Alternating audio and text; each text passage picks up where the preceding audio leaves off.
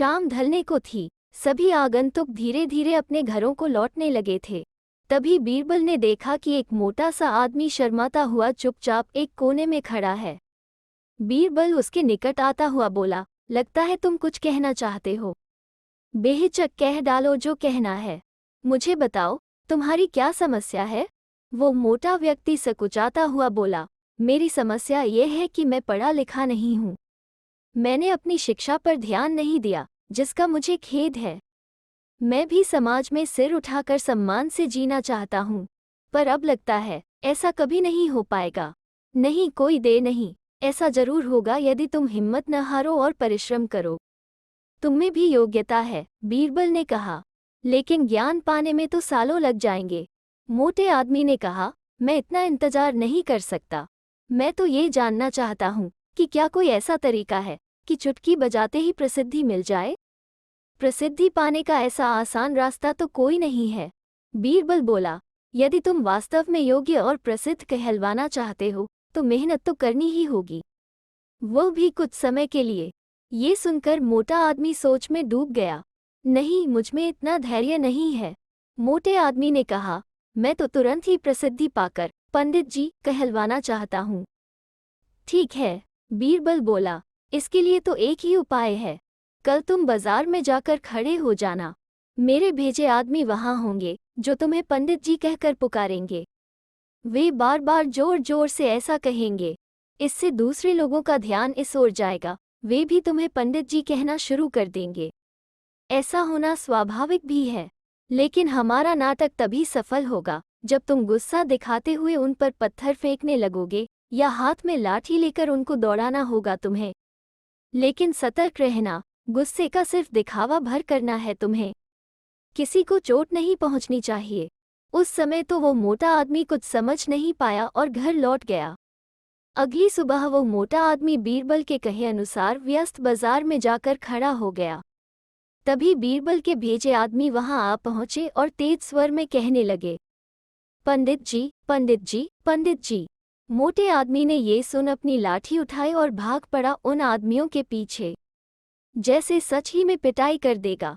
बीरबल के भेजे आदमी वहां से भाग निकले, लेकिन पंडित जी का राग अलापना उन्होंने नहीं छोड़ा। कुछ ही देर बाद आवारा लड़कों का वहां घूमता समूह पंडित जी चिल्लाता हुआ उस मोटे आदमी के पास आ धमका। बड़ा मजेदार दृश्य उपस्थित हो गया था। मोटा आदमी लोगों के पीछे दौड़ रहा था और लोग पंडित जी कहते हुए नाच गाकर चिल्ला रहे थे। अब मोटा आदमी पंडित जी के नाम से प्रसिद्ध हो गया। जब भी लोग उसे देखते तो पंडित जी कहकर ही संबोधित करते। अपनी ओर से तो लोग ये कहकर उसका मजाक उड़ाते थे कि वो उन पर पत्थर फेंकेगा या लाठी लेकर उनके पीछे दौड़ेगा। लेकिन उन्हें क्या पता था कि मोटा तो चाहता ही यही था। वो प्रसिद्ध तो होने ही लगा था। इसी तरह महीनों बीत गए। मोटा आदमी भी थक चुका था। वो ये भी समझ गया था कि लोग उसे सम्मानवश पंडित जी नहीं कहते, बल्कि ऐसा कहकर तो वे उसका उपहास करते हैं। लोग जान गए थे कि पंडित कहने से उसे गुस्सा आ जाता है। वो सोचता था कि शायद लोग मुझे पागल समझते हैं। ये सोचकर वो इतना परेशान हो गया। वो फिर से बीरबल के पास जा पहुंचा और बोला, मैं मात्र पंडित जी कहलाना नहीं चाहता। वैसे मुझे स्वयं को पंडित कहलवाना पसंद है और कुछ समय तक ये सुनना मुझे अच्छा भी लगा। लेकिन अब मैं थक चुका हूँ। लोग मेरा सम्मान नहीं करते, वो तो मेरा मजाक उड़ाते हैं। मोटे आदमी को वास्तविकता का आभास होने लगा था। मोटे आदमी को ये कहता देख बीरबल हंसता हुआ ये बोला, मैंने तो तुमसे पहले ही कह दिया था कि तुम बहुत समय तक ऐसा नहीं कर पाओगे। लोग तुम्हें वो सब कैसे कह सकते हैं जो तुम हो ही नहीं। क्या तुम उन्हें मूर्ख समझते हो? जाओ, अब कुछ समय किसी दूसरे शहर में जाकर बिताओ। जब लौटो तो उन लोगों को नजरअंदाज कर देना जो तुम्हें पंडित जी कहकर पुकारें। एक अच्छे सभ्य व्यक्ति की तरह आचरण करना। शीघ्र ही लोग समझ जाएंगे कि पंडित जी कहकर तुम्हारा उपहास करने में कुछ नहीं रखा, और वे ऐसा कहना छोड़ देंगे। मोटे आदमी ने बीरबल के निर्देश पर अमल किया। जब वो कुछ माह बाद दूसरे शहर से लौटकर आया तो लोगों ने उसे पंडित जी कहकर परेशान करना चाहा, लेकिन उसने कोई ध्यान न दिया। अब वो मोटा आदमी खुश था कि लोग उसे उसके असली नाम से जानने लगे हैं। वो समझ गया था कि प्रसिद्धि पाने की सरल राह कोई नहीं है। एक बार की बात है, मुगल दरबार में बादशाह अकबर अपने दरबारियों के साथ किसी मुद्दे पर चर्चा कर रहे थे। उसी समय वहां एक किसान अपनी फरियाद लेकर आया और बोला, महाराज न्याय करो, मुझे इंसाफ चाहिए। ये सुनकर बादशाह अकबर बोले कि क्या हुआ? किसान बोला, महाराज मैं एक गरीब किसान हूँ। कुछ समय पहले मेरी पत्नी का निधन हो गया और अब मैं अकेला रहता हूँ। मेरा मन किसी भी काम में नहीं लगता है। इसलिए एक दिन मैं काजी के पास गया। उन्होंने मन की शांति के लिए मुझे यहाँ से काफ़ी दूर स्थित एक दरगाह में जाने के लिए कहा। उनकी बात से प्रभावित होकर मैं दरगाह जाने के लिए तैयार हो गया, लेकिन साथ ही मुझे इतने वर्षों तक मेहनत करके कमाए सोने के सिक्कों के चोरी होने की चिंता सताने लगी। जब मैंने यह बात काजी को बताई तो उन्होंने कहा कि वो सोने के सिक्कों की सुरक्षा करेंगे और उसके वापस आने पर लौटा देंगे। इस पर मैंने सभी सिक्के एक थैली में डालकर उन्हें दे दिए। एहतियात के तौर पर काजी ने मुझे थैली पर मुहर लगाने को कहा। बादशाह अकबर बोले, अच्छा तो फिर क्या हुआ? किसान ने कहा, महाराज मैंने मुहर लगाकर थैली उन्हें दे दी और दरगाह के दर्शन करने यात्रा पर चला गया। फिर जब कुछ दिनों बाद वापस आया तो काजी ने थैली वापस दे दी। मैं थैली लेकर घर लौटा और उसे खोला तो उसमें सोने के सिक्कों की जगह पत्थर थे। मैंने इस बारे में काजी से पूछा तो उन्होंने गुस्से में कहा कि तुम मुझ पर चोरी का इल्जाम लगाते हो। इतना कहकर उन्होंने अपने नौकरों को बुलाया और मुझे मार मार कर वहां से भगा दिया। किसान ने रोते हुए कहा, महाराज मेरे पास जमा पूंजी के नाम पर बस वही सोने के सिक्के थे।